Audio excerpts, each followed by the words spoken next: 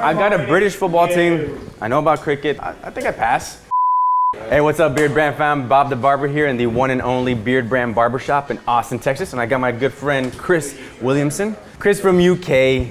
He's on YouTube. Modern wisdom. Check him out. I hope they edit that well. Edit that well.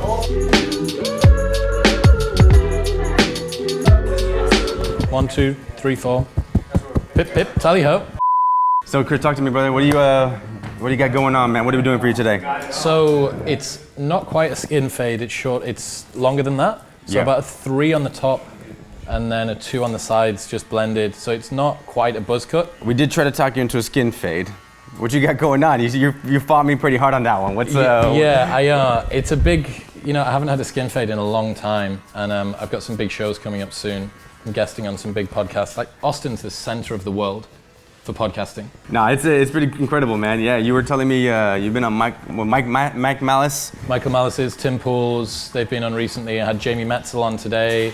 I spent Thanksgiving opposite Lex Friedman, chewing each other's ears off. What did you guys talk about? You were on theirs, or they were on yours? So I was on Tim's and on Michael's. So the show with Michael was really fun because he's an anarchist, right? He is, yeah. He's a troublemaker, that guy. Yeah. He's a really, really hard person to be friends with sometimes because he just takes the piss out of you constantly. He came to the shop one time and I didn't have enough time to get him in the chair, but I would love to, but I'm also afraid that he's gonna just the man's ruthless. Beat me up the entire time. It's a good thing I have sharp implements, man. Yeah, that's true. You can keep him in line. But it's really strange being in Texas because everyone's a cultural refugee here. Everyone's come from New York or LA or Boston or wherever, and they've been here for 4 months. How have you liked it so far? You've been here for a couple weeks? Yeah, it's gorgeous, man. It's nice being with someone new and only having a few friends when you turn up, and then after you've been here a couple of weeks, you've got loads of people inviting you out to go do stuff, to go see things. It's like something happening every night of the week. How long have you been rocking this haircut? Like this 2 on the 3 on, 2-3 combo? Maybe the 3 combo. 18 months since COVID. So I had it much longer. Until barbers were closed down in the UK.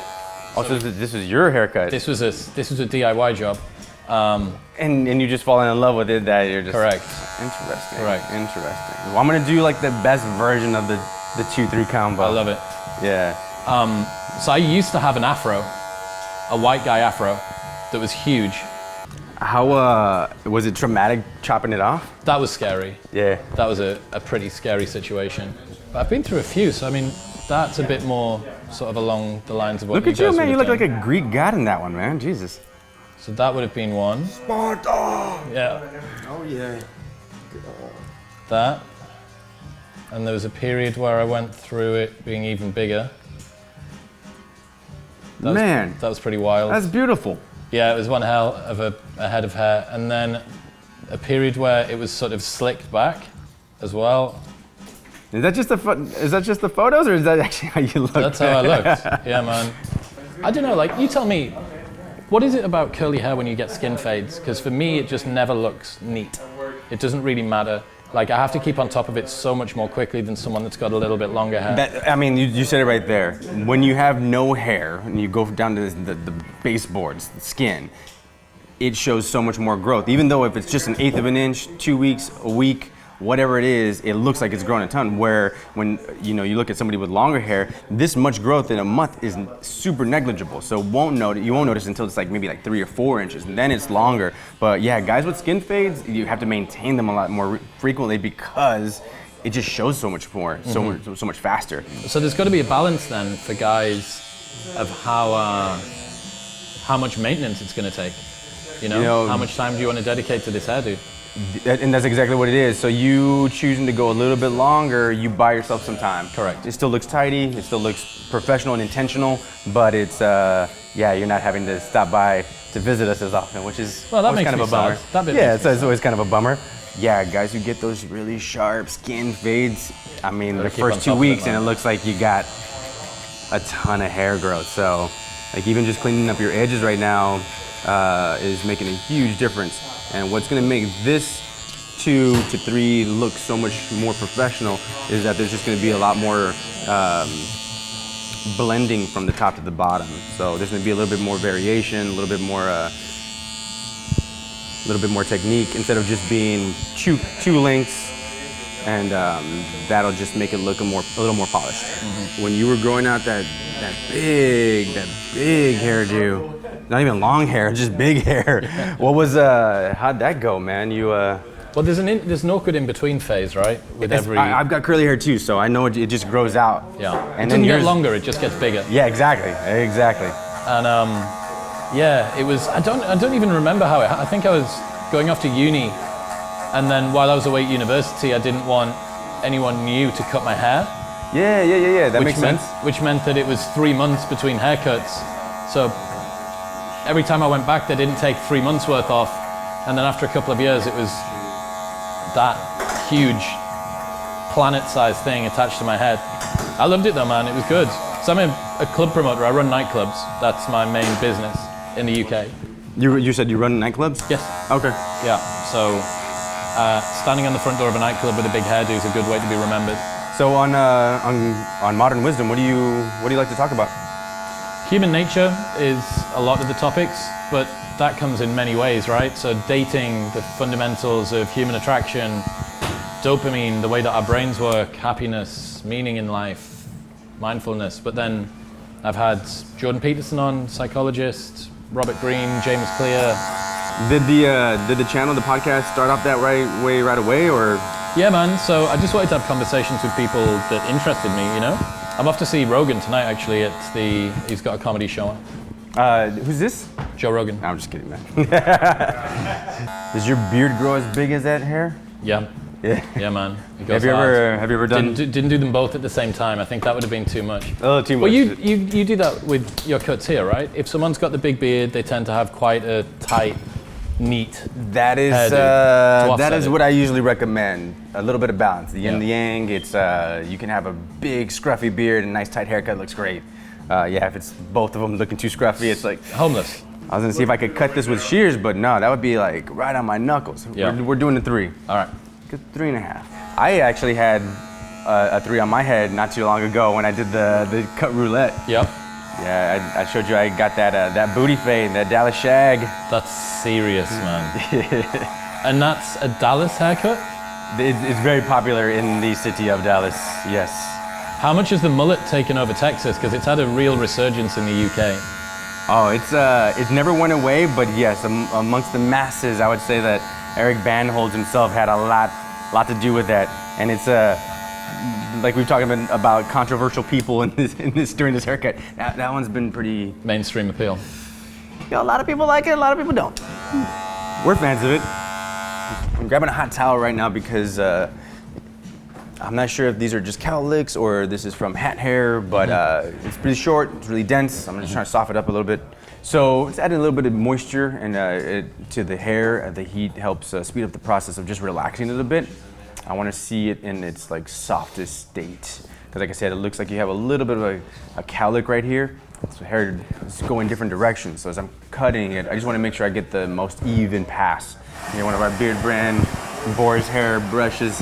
It's the most satisfying thing. It's a little rough on your scalp, but it exfoliates, so nice. But it's nice. And then like this is great for your beard. Gets down to the skin, helps everything straighten out really easily. Like I said, I'm just trying to soften up this so I can get another clean pass at it. Make sure it's nice and even. Isn't it crazy that your face is the same, you're the same person, but the difference with how you feel before you go into the barbers and afterwards is that you're a new man? We work magic, man. We're wizards. So crazy.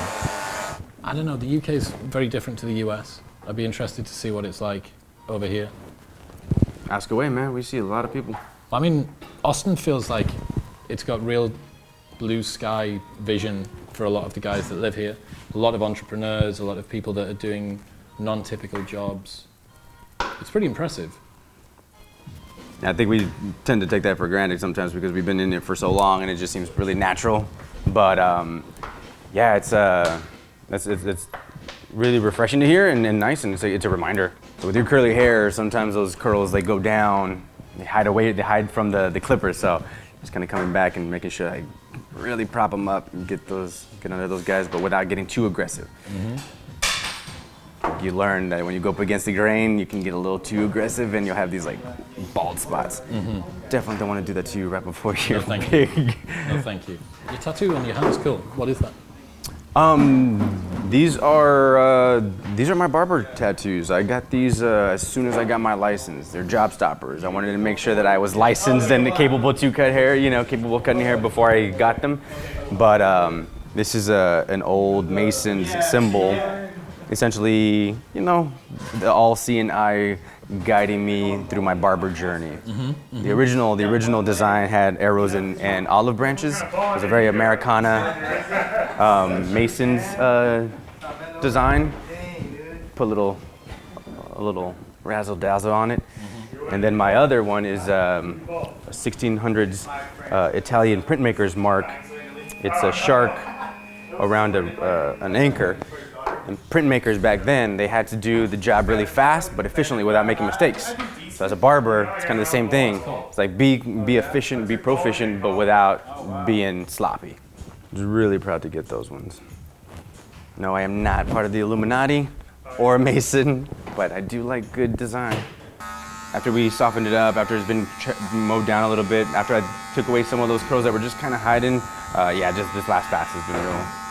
Trying to do it in all the directions just to make sure that we get everything.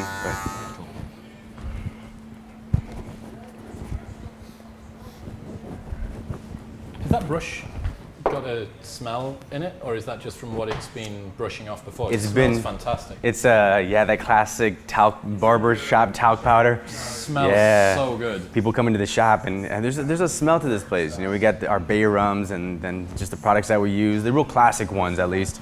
That's one of the things that I like about our products, that they're in our gold line. There's a ton of fragrance profiles, but they're all very subtle. So they interact with your own chemistry, your own. As you start to move around. Exactly. You get a little bit of this, a little bit of that, and they're not so overpowering that you're offending anybody. Do you throw any product when you have it this short? I'm happy for you to put on anything that you think would help. Yeah, I never mind. Like whenever I have mine short, and because yours has actually got some flex to it, so you can move it around a little bit and just help smooth it out just ever so slightly. We'll throw some at the very end. But right now, I want to edge up this beard.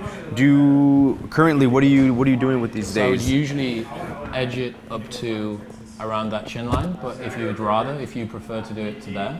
Just a little bit lower, yeah, maybe? Yeah, you can do that, and then edged off there and there.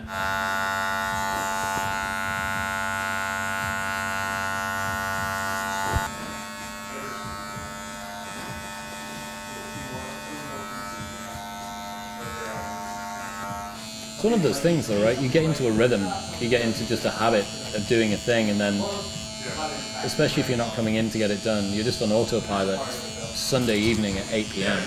You're like, oh, I gotta shave. You just do it the way that you always have. And when you guys come and see us, it's always nice to just kind of reset, and then you're like, okay. Yeah, I see what they're doing there. But yeah, I totally understand. You fall into that trap of familiarity and ease. I think he's definitely like an artist kind of guy.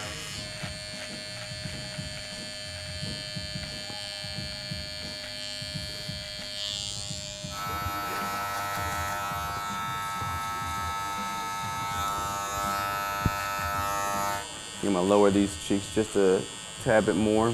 What does lowering the cheeks do? Like I said, I'm just I'm following the natural shapes of your face as opposed to following the kind of classic line where I would look from the corner of the lip to the knob on the ear. When I say lower it, I'm talking about just like a centimeter, just to because you have these deep set cheeks right here, and then this jaw line is much more sharp than this line is right here. So I'm gonna pick it up ever so slightly just to follow the line so it looks more natural, as opposed to, once again, just following the most classic you know, add Adam's apple to jaw. It's a proper old school flavor. Yeah, this one's gonna get in there nice and close.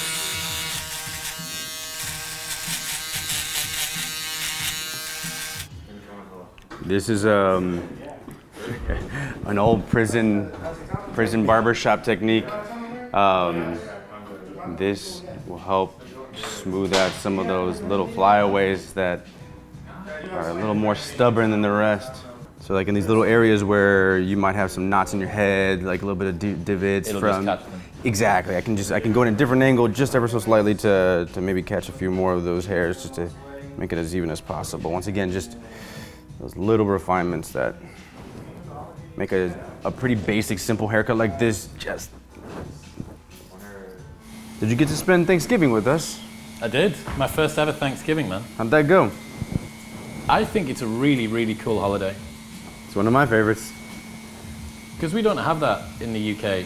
No one would celebrate that unless they were, I don't know, an American family living over there.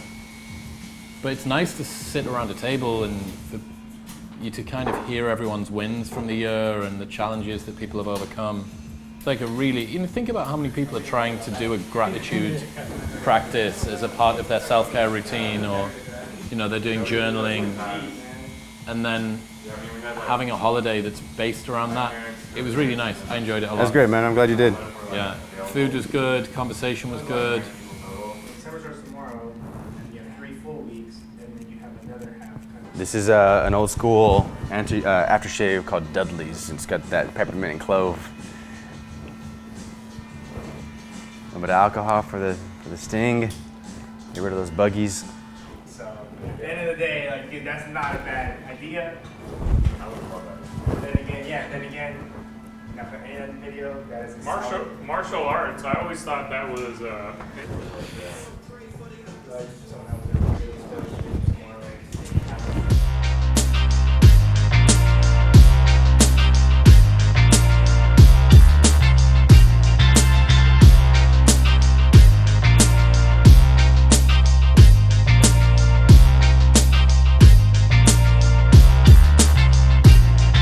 Hey, I'm Mark.